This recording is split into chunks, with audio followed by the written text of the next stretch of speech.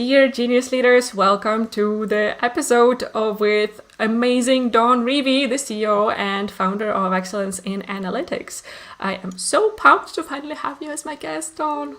I'm so happy to be here, Anna. We have such a great, short but great history, and so I'm so glad we can support each other in this way. Yeah. We connected through a professional network for female experts, and even though that was just 3-4 months that we have been there together, we have created that connection, and I really feel like we share values and passion for helping the leaders be better versions of themselves, and it's just amazing to follow each other's journey, and we will talk about your journey a bit today. I'm very excited to share some news from this autumn with you of your business.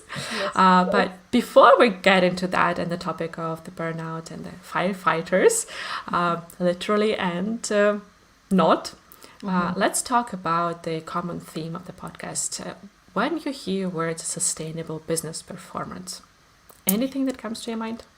When I hear the words sustainable business performance, Yes. I really think about, the key things that business owners and leaders must be thinking about on a regular basis to create excellence, right, in their career environment, but also really excellence in their home environment and creating their best selves. Because when we create our best selves, the longevity of what we're doing is extended, and our joy in delivering is extended. And so I think about those words. I think about joy. I think about longevity. I think about work-life harmony. I think about performance excellence of really being your best self, bringing that best holistic self to the table. And I love that you already used one of your favorite words. It seems like excellence, and let's just start unwrapping that. When I hear excellence, and I think about a lot of high performers that I know, for them it's about the perfection. It's about drive, going forward. But you have a very different connotation to that. It's a lot about leading yourself, putting yourself first, right? You have some specific suggestions on how to work with your calendar so that happens. How come? Yeah. Where does that different meaning of excellence come from? Yeah, well, I will say, I'm from the law enforcement environment and public service environment. And so there's this notion of really working very, very hard. I mean, I went to private schools. It was all about achievement. It was all about working hard and achieving, the things that you set out to achieve, having goals and rocking them out, and setting up new goals and rocking them out, right? And so I really do believe that we can achieve at high levels when we are organized, when we are persistent and consistent in our efforts. And therein lies that career excellence. And so, part of the difference really is that it doesn't stop there. It doesn't stop at career excellence. Really, this idea of full excellence is holistic. It is, do I live a life that I am so excited and happy to live? And am I finding joy in my life? Before, my thoughts used to be, work hard now and enjoy later. And my grandmother used to always say, Dawn, slow down and enjoy now. And my thought process in that public environment was really, no. You got to work hard, reserve, and the joy will come. And what I've discovered in this new version of excellence is there has to be this connection between this performance excellence, this, achieving and goal excellence relative to career, in combination with this leadership of self, in combination with this life that you absolutely love to live. And you definitely can have both. And so that's really the new excellence, in my perspective, this new excellence of work-life integration in a way that fuels you and fuels this goal side of you, but also fuels this nurtured, this joyous, this excited, this longevity side of you as well. How did that transformation happen for you? What triggered re-evaluation of the word excellence and the whole meaning of it, that it doesn't stop but at career, but also is integral for all parts of your life?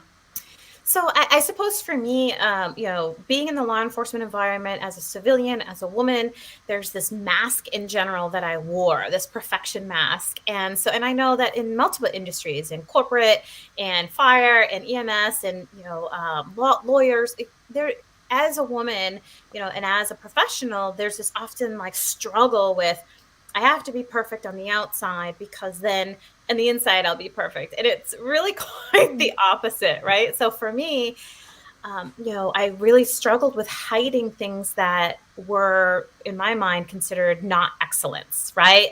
In my mind, were considered vulnerability.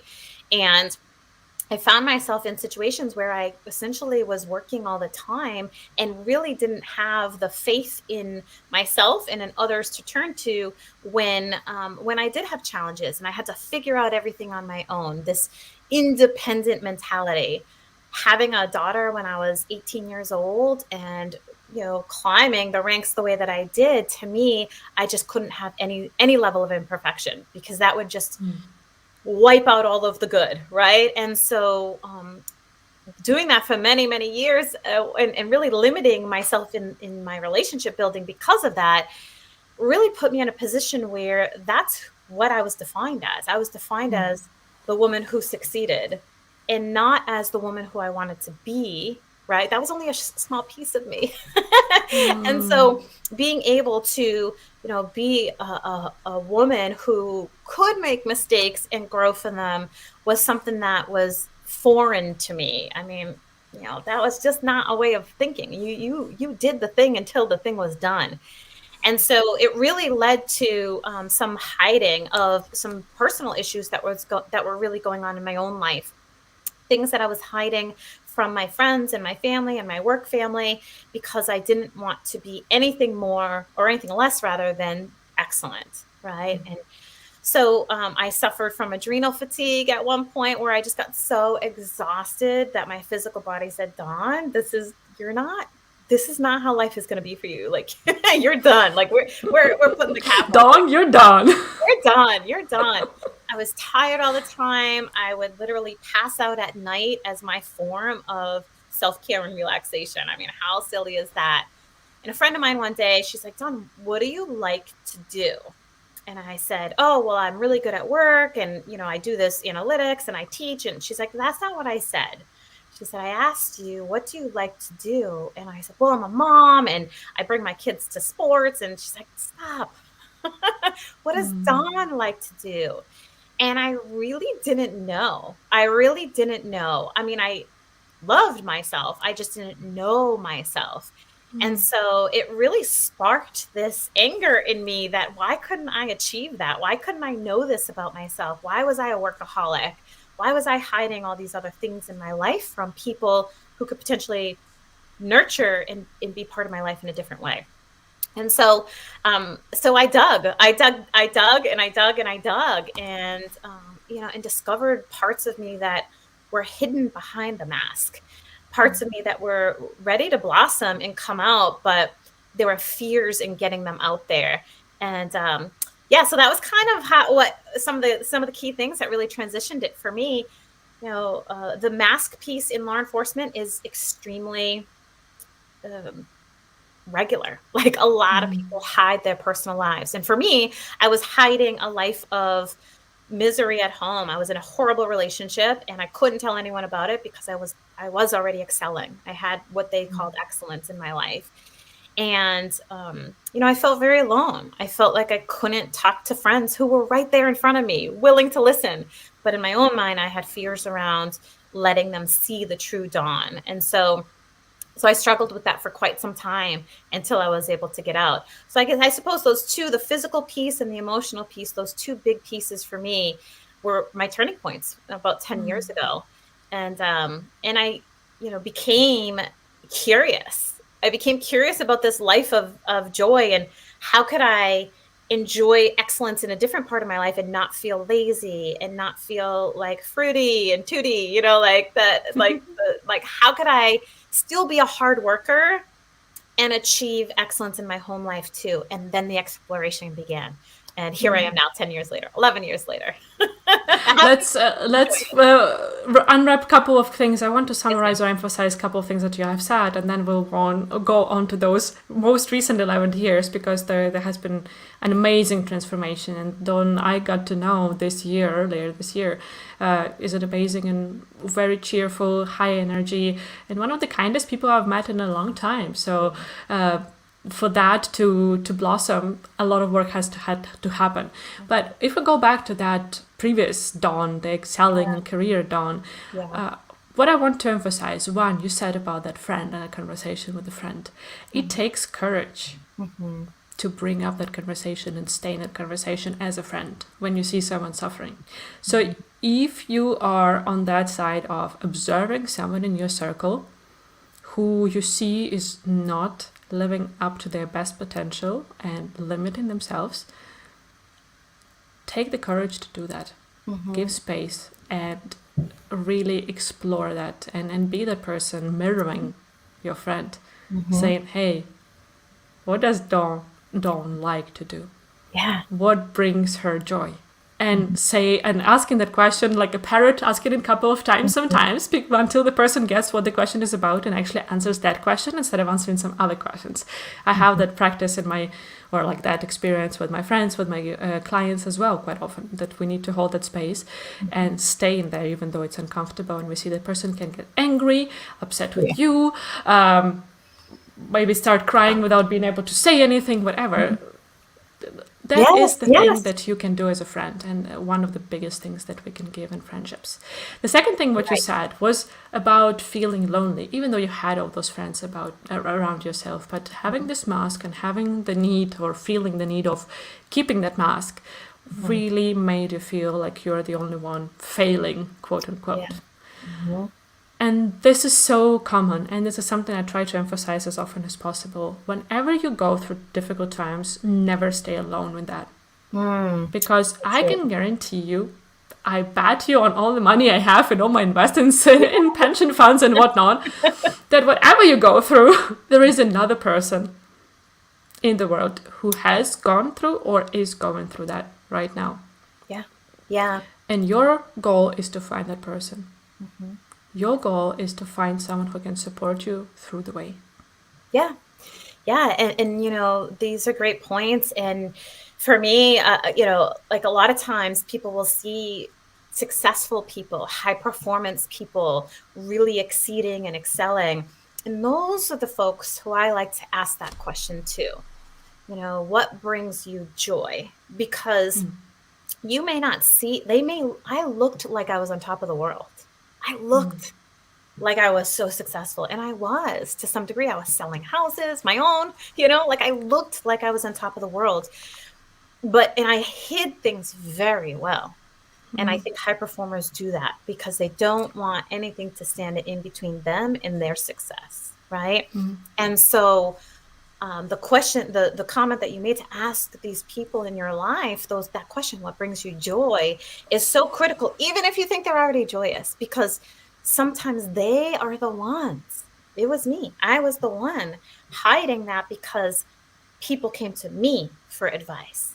People came to me for the ear, and I really didn't have or didn't feel like I had people to go to, even though there were plenty of people around me. And so I encourage folks to really take a look at the people in your life who seem like they've got it all together, who seem like they're high performers, who seem like they run successful businesses, who seem like they are on top of the world, and ask them truly what brings you joy, and see how they respond. Because the reality is, when you're at a certain level, people aren't asking you those questions. When you're at a certain level, people are looking for something from you, right? How can you help me, Dawn? How can you help me, Anna? Right? And so when you're at a certain space, people are looking for you for the thing. But I encourage folks to really take a moment and think about how you can provide service to that high achiever, because they might be suffering too. All right?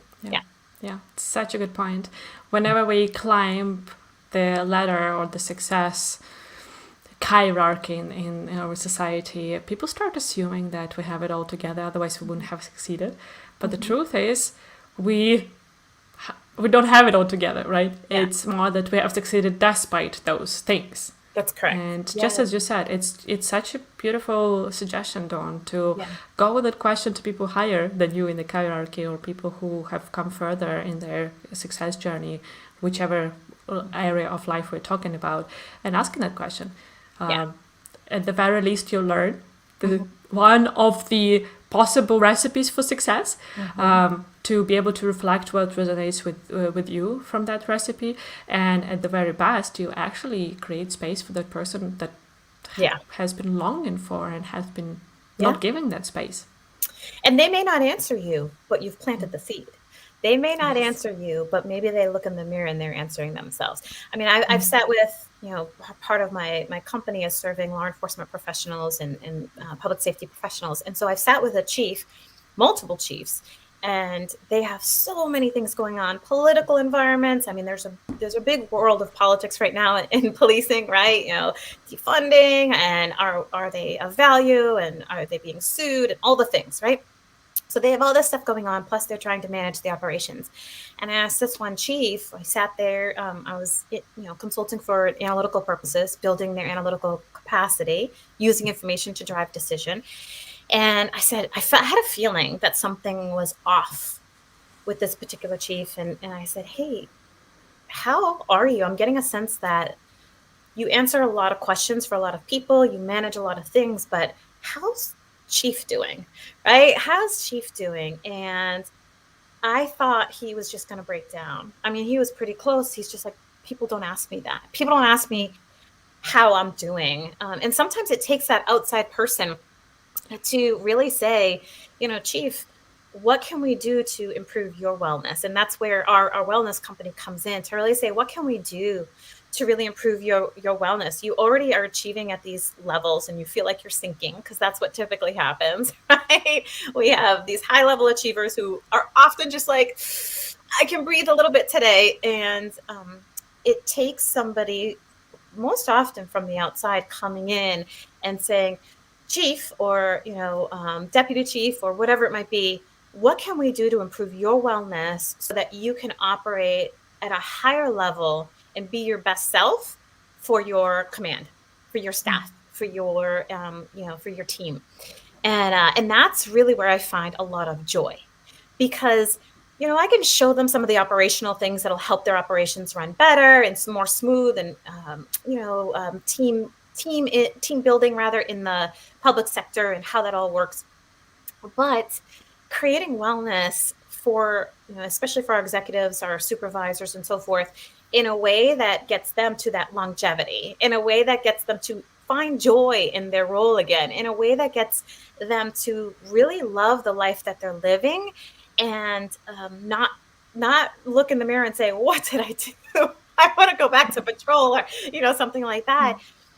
That to me brings me personally a lot of joy, to work with folks like that and see them go from totally stressed out, totally overwhelmed, totally high achiever, who's crumbling physically, nutrition-wise, health-wise inside, emotionally inside, and get to see them go from 0 to 100, but the healthy side of 100 is absolutely, a joy in my life. So if there are folks who are listening to this who know someone in high performance policing, public safety, fire, EMS, those folks who are really service-based providers who don't have a lot of people to talk to about their wellness, then perhaps we can help them. Yeah, we'll discuss the ways how people can reach out to you, your Facebook group that brings so much value. I'm a part of it, and so many other ways that you show up for your people. But I want to tap into one of the things as well in the past, or the transition, I think, between the past, Dawn, and what we have created since then. You said that you were digging and digging and digging after that question of your friend. So how did that digging look like in practice?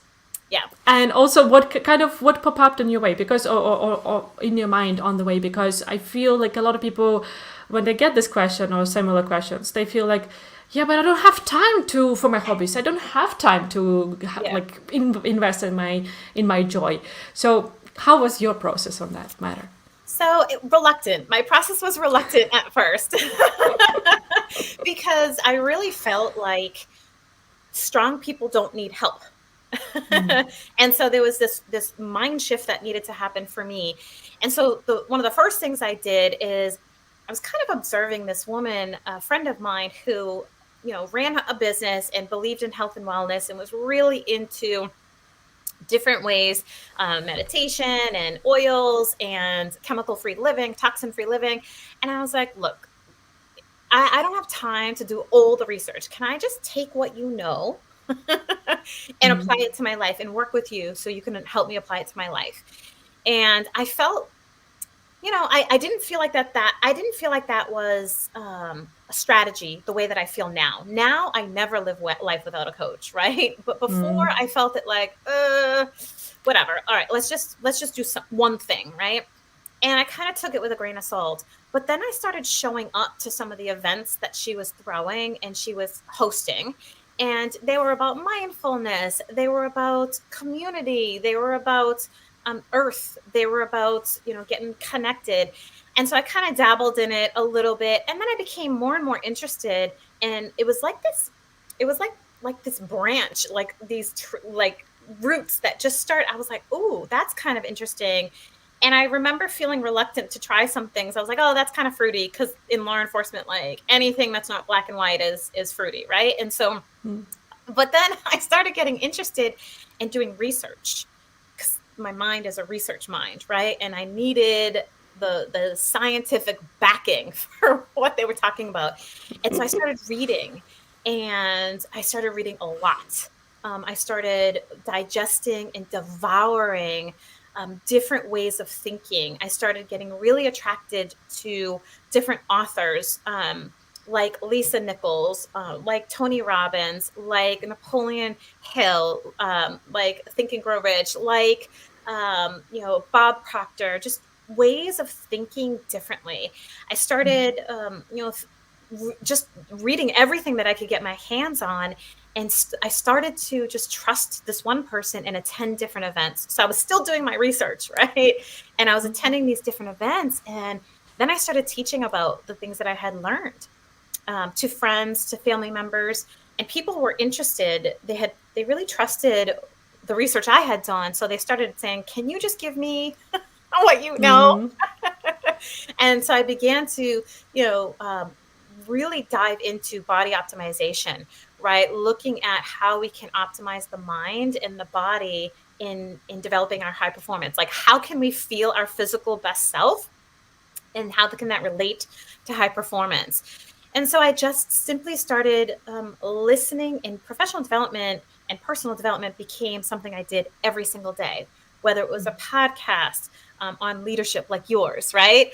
Whether it was reading a book on medicinal mushrooms, whether it is, thinking about these other scientific platforms that talk about what's the real science behind meditation? What's the real science behind mindfulness? What's the real science behind productivity? And so I devoured and I taught. I devoured and I taught. I devoured and I taught. And that really was my pathway to continuing to learn, because the more I taught, the more I found roots to go learn some more. And so it became this, learning tool and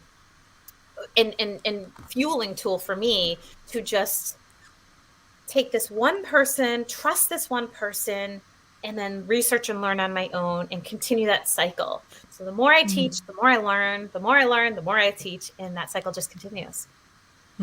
So let's dive into how the cycle looks right now, because now, as you said, you are helping a lot of people who are in those front lines and helping us in such important roles in the society, and they are quite often under high pressure, lots of stress, and not always appreciated as they deserve by the society, especially if we talk about the law enforcement.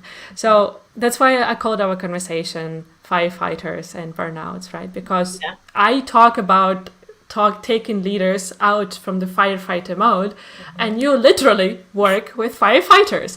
So Yes. what are you doing with your clients, with your audience, broader audience? What Yeah. have your learnings been from that loop of devouring and teaching in the last decade? Share that with us. So fire, like literal firefighters, law enforcement, EMS, it's a different field, right? So in corporate, it's the lessons of removing yourself and taking a step back are true, right? But for firefighters, for police, for the law enforcement analysts who are called into the real-time event centers at 2 o'clock in the morning because there's a murder, for the dispatchers who are on the phone listening, we tell them to go into the fire, right? So we tell them, it is your duty, it is your job to go into the fire, to listen, to hear, to help, right? So we come from this service, nurses, doctors, right? Instead of, especially during COVID, everyone's running from the virus, right? And doctors and nurses are going into it to help, right? And so when you have that kind of mentality, when you have that kind of heart, that kind of service, having a conversation with them has to be different. It cannot be, okay, chief, don't answer your phone at 2 a.m. when the chief has to, right? The chief has to, if there's a robbery or a shooting or a school lockdown or something like that. So how do we create an environment for these very beautiful people who are working in the prisons, who are, working in policy to make these laws and different things be true? How do we tell them, go in the fire, but relax and take care of yourself? And so it's have a barbecue, right? have a barbecue. And so it is important to recognize that it is a different culture. It is a culture of, honor. It is a culture of going in to the fire. It is a culture of being desensitized to some degree, like I was, right? And so, but the line really has to be built around, how do we create boundaries? How do we create health and wellness in terms of sustainability within that realm of going into the fire of that culture, right? And so, there's some key things that happen. For what happened to me, I was at home, and just going back to the situation that I was sharing with you, I was at home 11 years ago in a situation of a certain degree of domestic violence, right? And so I was at work, looking at these murders, rapes, robberies, assaults, and I would look at my home life and say, it's not that bad. I should just plow through, right? And that's where the mask came in, right? And the lack of communicating with others about my little issues, because they weren't the stabbings, they weren't the heroin overdoses, they weren't all these things that I had seen and was seeing and exposed to. And that's where we fall.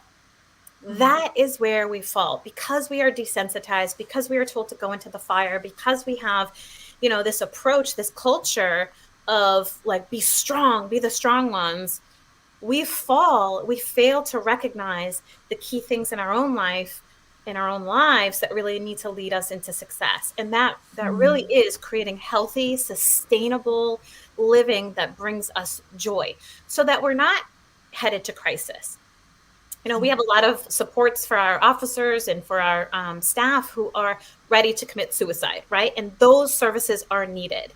That's not what we do. We help really create, before it gets to that point, the sustainable living that addresses going into the fire in combination with an amazing you.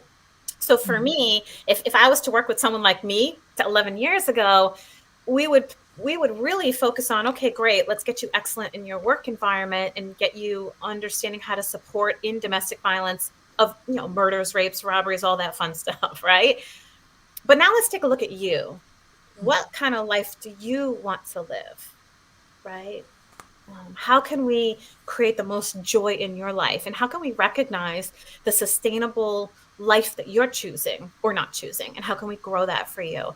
And so that's really that's really, I think, the founding difference, right? Is that we recognize the culture that exists for our people, and we also recognize, how we can really be desensitized to a life of junk food, a life of no sleep, a life of poor relationships, and how that life doesn't have to be that way. It just doesn't. And we can help provide solutions. I want to pause here, Dawn, because you're talking about an extremely important concept here. There's devaluing your negative experiences just because someone in the world has it worse than you. Yes. I've had those conversations several times just in the last 3 weeks, I think. Yeah. When we unwrap something in my client's background, and they're like, but this is so silly, when we dig in back into the childhood where that one thing has changed a lot of ways of them showing up for themselves and really the way how they grew up. And they're like, but this is so silly. I grew up in a good family. I was not beaten up. I had food on my table and so on and so forth. I went to school. And I'm like, stop. I really have to stop my clients there and say, just because someone has been starving or is starving right now in the world as a child, doesn't mean that your experience and your trauma is irrelevant and stupid. And this is something that I see a lot of leaders and high performers do. That's the blessing and the curse of nowadays being connected so much and knowing about everything everywhere in the world. There is a lot of beauty to that, but it also creates these wrong perspectives that we feel like, okay, I shouldn't feel bad right now. I shouldn't complain, or I shouldn't. I should just be bouncing joyfully around because I'm quite well off. But hey, you're not well off. And that is the important part to recognize, to give yourself grace with, and then just lovingly start fixing those things. Because just because you feel ashamed that someone else has it better than you and you still have dark moments, you're just aiming to dehumanize yourself if that's your goal. Yes. And the question is, do you want to dehumanize yourself for real or not? So thank you so key. much for sharing that, Dawn, because I think that's really the key point of here. And this is something that, as we discussed, you were operating in a very different environment, right? The environment of law enforcement and reinforcement and the business where I hang out mostly. They are quite different in many ways, but those symptoms, they show up in both worlds. And it's so important for us to learn that way. That's why I'm inviting people like you who come from a completely different environment and experience, that we can cross-pollinate the learnings, the ideas with each other, because there is always something to learn there. So if you, dear Genius Leaders, take one thing from this conversation, I would actually like you to do that. Whenever you feel like you're criticizing your state of mind, your mood, your thoughts right now and here because you compare yourself to someone who has it worse than you, stop. Yep. Exactly. So yeah, that was a bit of my 5 cents in there, but I just see it as a common thread in the business world, and that's why I think it's so important to emphasize that. So Dawn, how do you help your firefighters find that balance between them and going into the fires? Well, let's back up for 1 second. The work that you do with that corporate world, that high achiever, I personally have experienced some of it. You came over to our group, and it's just remarkable. And so I love how you slow folks down, even in this conversation, to really identify the key things, the key takeaways. And so I appreciate you for that. And folks who work with you are certainly lucky to have that. So thank you. Yep, thank you. So one way that we help, we have a couple of different programs, but essentially we help with coaching. We help with coaching. Let's keep it simple. We help with coaching. And so we help with private sessions, which are different than therapy. So some people will say, what's the difference between the therapy and coaching? And so, coaching is really intended to help create goals, right? Therapy will get deep into your seated background and, and really help unveil some stuff. And that's wonderful. And I applaud people who are going to therapy and therapists. They're wonderful people, right? We don't do therapy. We do coaching, which means that we come to the table, we do a full assessment of, what someone's life looks like, their personal life, their physical life. Are they designing their lives by design, or is life designing them by design? And so are they designing their life, or is their life designing them? Huh? Exactly. Are they thrilled to live the one life that they have, right? Are they showing up as their best selves, in multiple facets, in their financial world, in their career, in their physical world, in their spiritual world, in their philanthropic world? Are they coming up? Are they showing up as their best selves?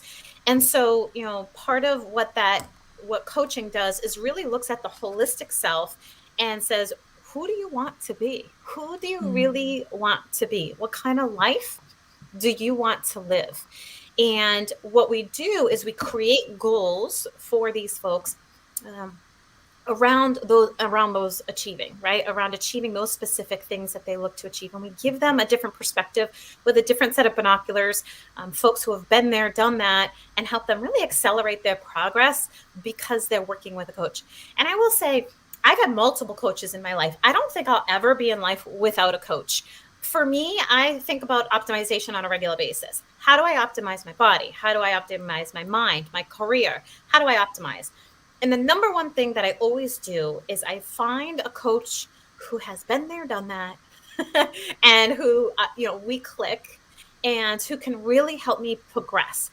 When I wanted to, bring a different kind of cooking into my life, I was really looking into nutrition in a whole new way. I hired a nutritionist, right? A nutritional chef, right? Who focused on some of the key things that I wanted to incorporate into my life. And I was like, all right, you're with me for 6 weeks. Let's rock and roll. Let's make this happen faster than I would do it on my own, reading the bazillion books that I always read, right? When I needed a mindset shift, I wanted to leave one big chunk of my life into another big chunk of my life, I hired a mindset coach. And I said, okay, you think on this level, get me there fast, because I want to think like this and make choices in my life that are based on higher level thinking. And there's only so much we can do ourselves, right? And so, one of the things I do, I'm graduating from the Institute of Integrative Nutrition in December. So it's a year-long program, and it certifies me as a wellness coach, even though I've been a wellness coach for years now, right? But officially I'll be certified. So for me, one of the things that we really do is focus a lot on that body mind optimization. When you have a good handle on who you are, what life you want to live, when you've made the decision of what life you want to live, not knowing how you're going to get there, when you've made the decision on what life you want to live, we work to get you there. We work to create the how, right? And a lot of it has to do with the physical body optimization, the mental optimization, which leads into that career optimization as well. So things that are particularly, people will come to me about would be stress, right? Like they're so high stressed, their stomachs are always hurting, they are always getting headaches, they are pushing the envelope on both ends. And so we'll do a full assessment. We'll look at, okay, what are the operations? What are the systems at work that you have going on, and how can we optimize those? And then how can we optimize your body? What is going to make you operate at the highest level physically?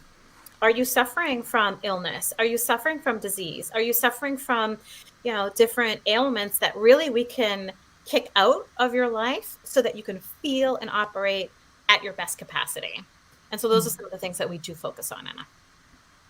It's so amazing that you are having this holistic picture that's not only like, okay, if I'm coming to you with my complaints about my work stress, you don't buy into that. You're like, okay, let's look at you from all the perspectives and see whether the work-related stress is just a symptom, or it's one of the contributors, but maybe that's just the escape goat in a way that you just it's easier to blame on that because there you have your employer and your work culture, whatever, that is not optimal, rather than looking at your relationship or your relationship with yourself on a health level, physical level, or mental, spiritual, whatever it is, and then that you just bring to the workplace, and that affects your stress there. So it's good that you're really kind of keeping people in that discomfort for some time to make a real discovery, to explore for real and in depth, and then act upon that depth and not just superficial stuff.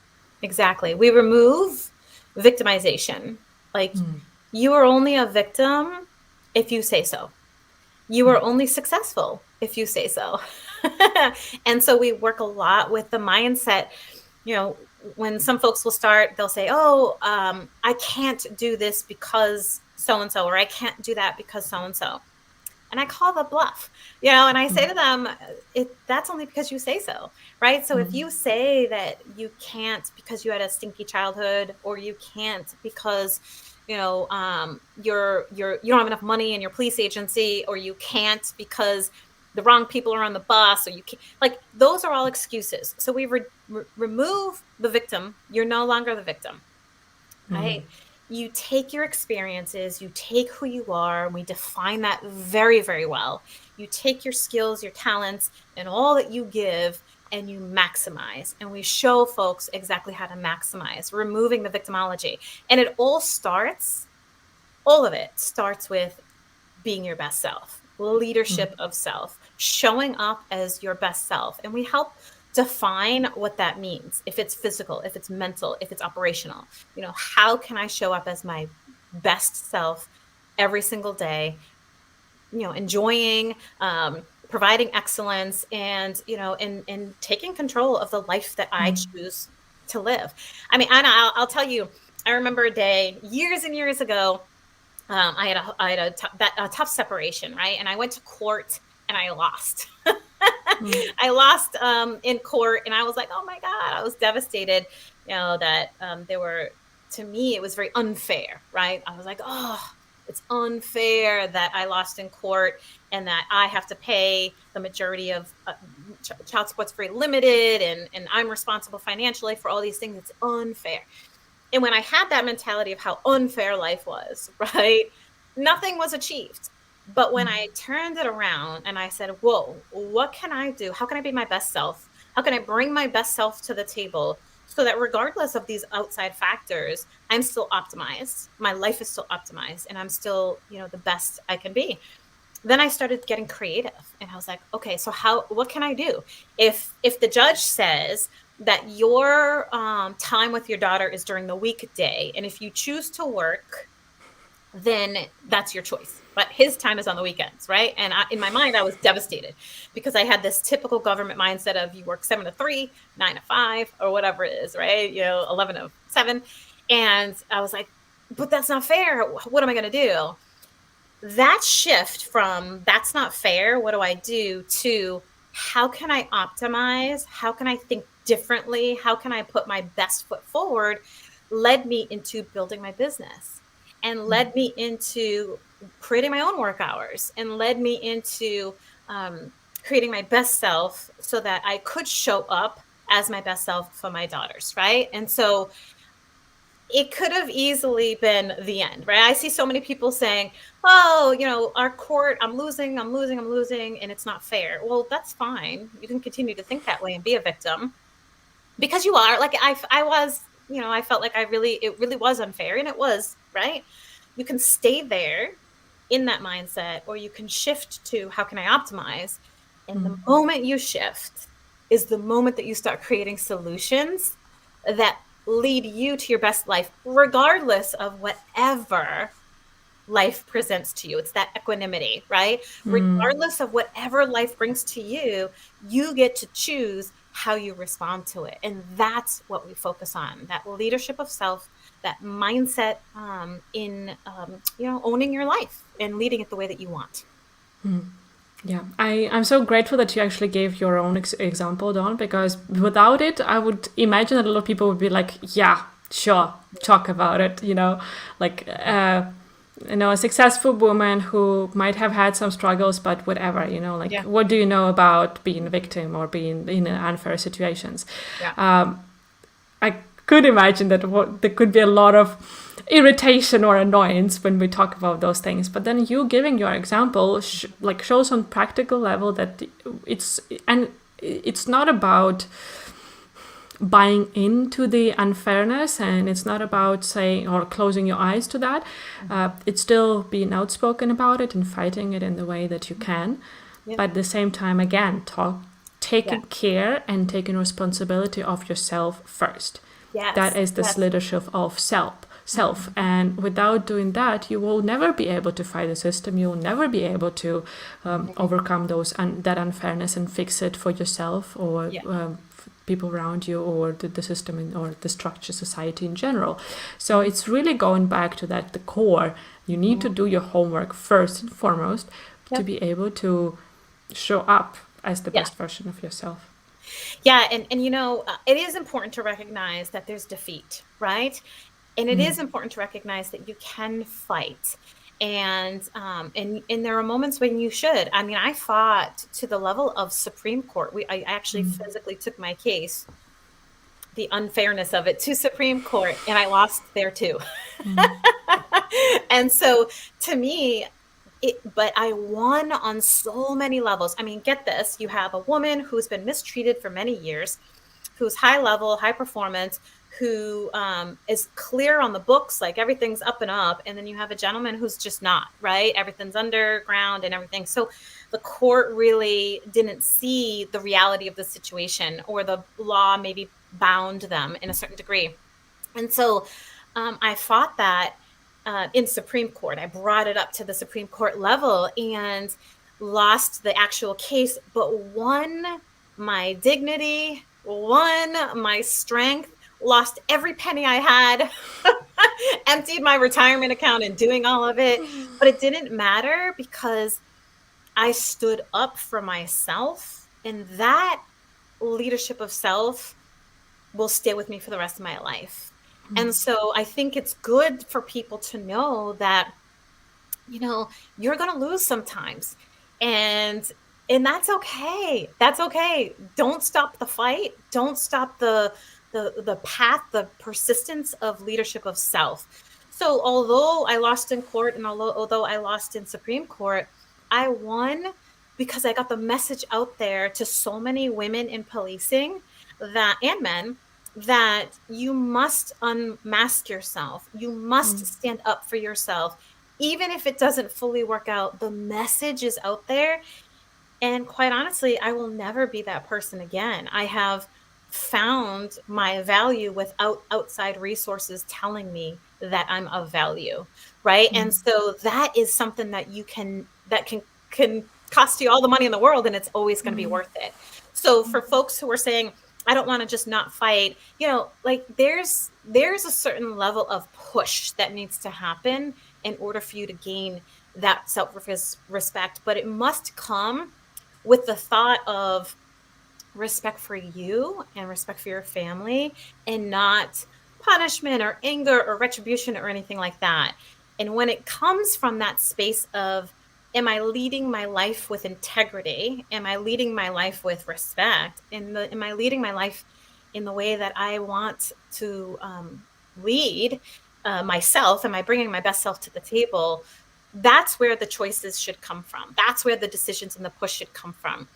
Because whatever the result, right? Once you're detached, whatever the result, it doesn't matter. The fact is you grew yourself in a whole different way, and that stays with me and the many, many men and women in policing who sit back and say, I can relate. I can relate, and I'm not going to wear this mask anymore. And I might fail and fall on my face, just like you did, Dawn. And then I'm going to come out like this lotus, like this blossom, like this incredible, powerful human being who lives life with this leadership of self as priority, no matter what. Yeah, it's such an important message, Dawn, and thank you so much for sharing it with your audience and here on the show today. Because just as you said, there will always be someone who can relate and for whom you normalize the situation in some way and you give permission. Yes. A lot of my work is about that as well. Normalizing things, the struggles that people go through. That's why this podcast is called Genius Leadership Overcoming Everything. Mm-hmm. And giving permission to ourselves to be a human and go through those human experiences of ups and downs and turnarounds is the path forward. Is the way to not get stuck. And as you're talking about, to not be the victim. What I love too, Anna, is that you and I actually have the same title in our businesses, right? So our program is called Rising Genius. And you have your genius, kind of component, which there's this great book called The Big Leap by Gay Hendricks. And he talks about being in your zone of genius. And that just ignited like, I can do that. I can be that. So I love that you also bring in this concept of genius or excellence into the work that you do with the folks that you who you work with, which is quite remarkable. Yeah, I think that's one of the reasons why we're connected, because we talk about the similar concepts and we believe in them, and even though we work on different continents and with different population, but the foundations are still the same. Yes. So Dawn, you did something very exciting this autumn, which was launching Bigger Than Data. Tell us a bit more about that. Yes, this Bigger Than Data, it's a law enforcement analyst roadmap to marketability, professional development, fulfillment, and joy. And it walks through, it mirrors our 7-module system for law enforcement analysts specifically. So we work with all law enforcement, but this particular book is focused on the analysts and people looking to build analytical capacity. And so, the book really talks about finding clarity around what you really want in life, assessing the contributions that you bring to that career, building relationships, how to do that, how to build relationships, how to build a leadership way of thinking at the basic level for these analysts. And so I'm so excited about this book because probably the thing I love most about it is throughout the book and at the very end, we've included stories of people going through what other people might be going through right now and overcoming it. And I love the clients we work with. They are motivating, they are inspiring, they are evolving, they are transformational, and we get to collect those stories, put them in a book, and show others that there's truly a better way. And here are some examples. And so my hope behind this, really my intention behind this, is that people can recognize that they're not alone, that there are other people just like them, and that this is a tool, a step-by-step tool to get them to the next level through inspiring stories, as well as action steps, success steps, we call them, to get them to the next level. And then, of course, it mirrors our program, so they can come to our program should they want some, additional supports.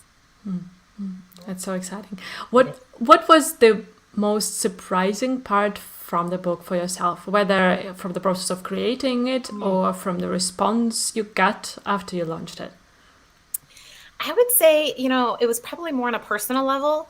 I was kind of writing a little bit for years, and then I'd put it in this little notebook and I would just write these little stories, and I would write these little thoughts that would come to my mind as I was reading different books, and I would reflect on them and kind of just be jotting all these things down for years. And then one of the surprising things for me is I didn't believe. I was like, I don't write books. I just kind of am writing thoughts, right? Like who am I to write a book? Like that fear, right? And I had this very special human in my life come to me, and within a couple of weeks of knowing me, he said, where's your book? And I was like, what? And he says, a woman like you, a woman with stories, with ideas, he's like, right, has books. Where's your book? And I thought to myself, I didn't even tell him that I had this collection of stories that I was writing. And he was just like, you have so much to say and so many people to inspire. Where's your book? And I never really put it together that I could write a book, because I didn't know anyone who wrote a book, right? And so I think the revelation for me was how there are people and systems out there to make this happen. I definitely didn't do this on my own. I mean, I had a team of people who helped me understand the concepts and the publishing and the SEOs and all the things that I had no idea about. So I'm thankful for all of them. And you know, but the surprise for me in all of this was that it actually happened in 12 weeks. What? Yes. And so I had all this stuff and all this stuff everywhere, and all these ideas and all this. And I worked with a great publishing group who narrowed everything down. I mean, I had like hundreds and hundreds of pages and videos and all this stuff. And they just kind of said, here's what people need to know. And that process for me of, I can actually do this, and I can have help doing this, and it can get done, was unbelievable. It truly was unbelievable. And I'm in my mind now, I'm already like, okay, so book number 2 and book number 3, here's what they're going to be on.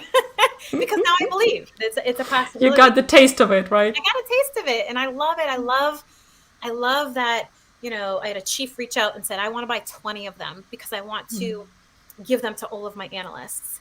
And I have supervisors buying bulks of them and giving them to their people.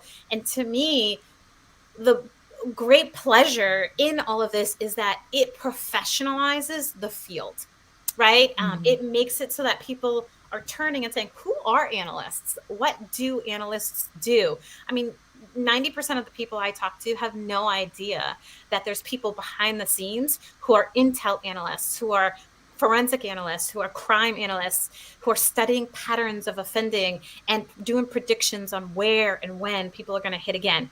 And so there's this hidden group of people that nobody knew about. And they're kind of like, oh, we'll have a secretary analyze. And they're real, you know, love to my secretaries, right? But they're realizing that analytics is its own professional field. And this book, to me, is an industry push, is telling our chiefs, is telling our mayors, is telling our executives, is telling our federal funders that this is a real field.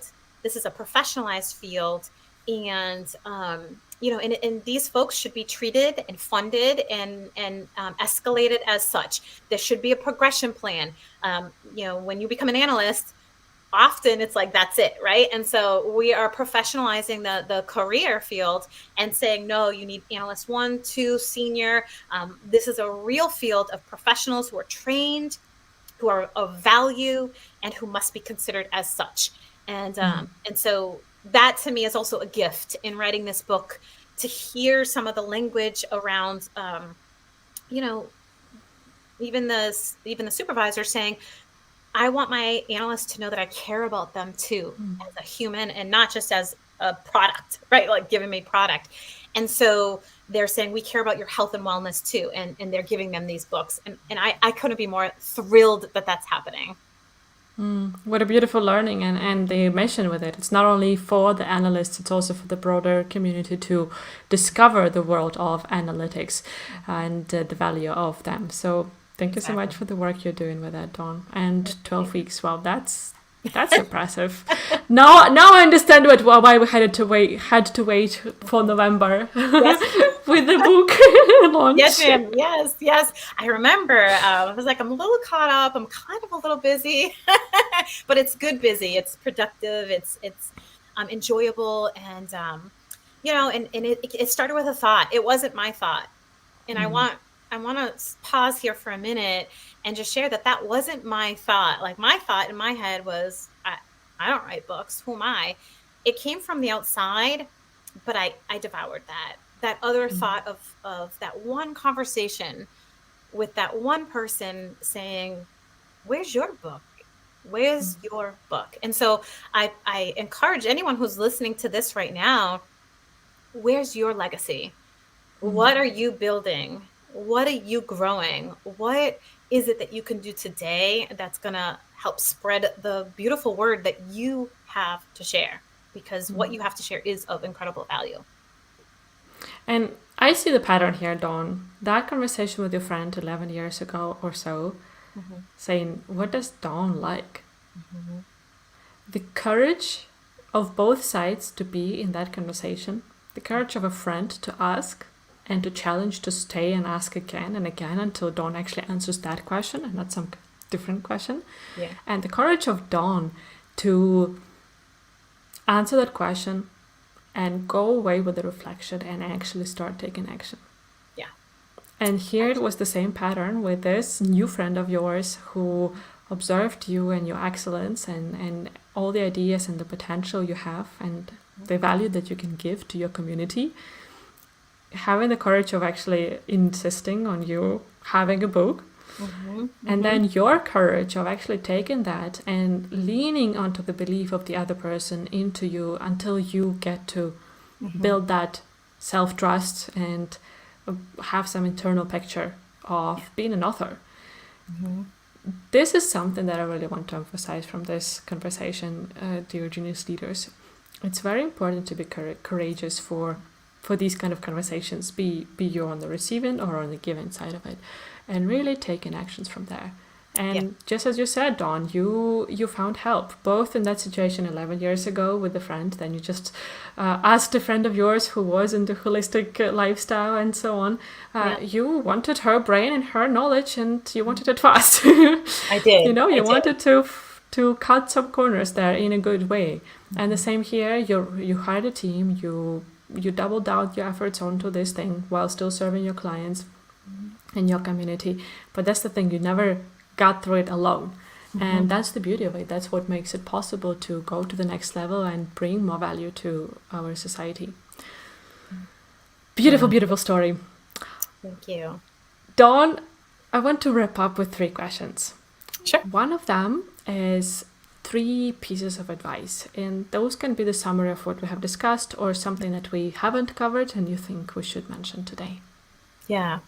Number 1, decide. Decide what you want your life to look like. Decide. It's that simple. Decide. Number 2, leadership of self. You are your own priority. Start with you. Start with looking in the mirror. Start with what you can do. And number 3, get a coach. Talk to Anna, talk to me, talk to someone who you trust, get a coach, because truly, coaches just accelerate your success. And I would be nowhere if I didn't have multiple coaches in my life, and I still have a coach today, and so depending on where you are in your journey, it might be scary to hire a coach. It might be, you might feel that, maybe like you should be good enough. Why do you need a coach? Ignore all of that. That's nonsense. Those are fears. Hire a coach. They get you there faster. Anna will get you there faster. I will get you there faster, because these are the things that we focus on, that we are trained in, that we have experience in, and that we find joy in doing. So decide, leadership of self first, and get a coach. Yeah, I love it how you summarized even them 3 in the end. So Dawn, last one would be, or second last question, but last kind of content question would be one practical piece of advice or actionable step or success step in your language that genius leaders can do or take today after listening to us. Yeah. Well, one action step you could do if you want, we have a free download called Life by Design. So if you're not sure, what you want your life to look like, you can go to our website and we'll have all the notes in there for you in the chat, but you can go to our website and then you can download Life by Design for free. And it is a short little video along with a tool that will help you to start to think about what do you want your life to look like. And this process can take quite some time, but you got to start. So that's a great action step to just get started. Let's put it in the show notes and the comment on the live stream on LinkedIn and really get you going with that review, reevaluation, reflection, dear genius leaders, because it's really worth the effort and the time that you'll put into that. Lastly, Dawn, Yes, if people want to get more of you and your excellence, we mentioned shortly the book with the Facebook group. Tell us more, how to find you, where to find you, what are the ways to go? Yep. You can go to excellenceinanalytics.com.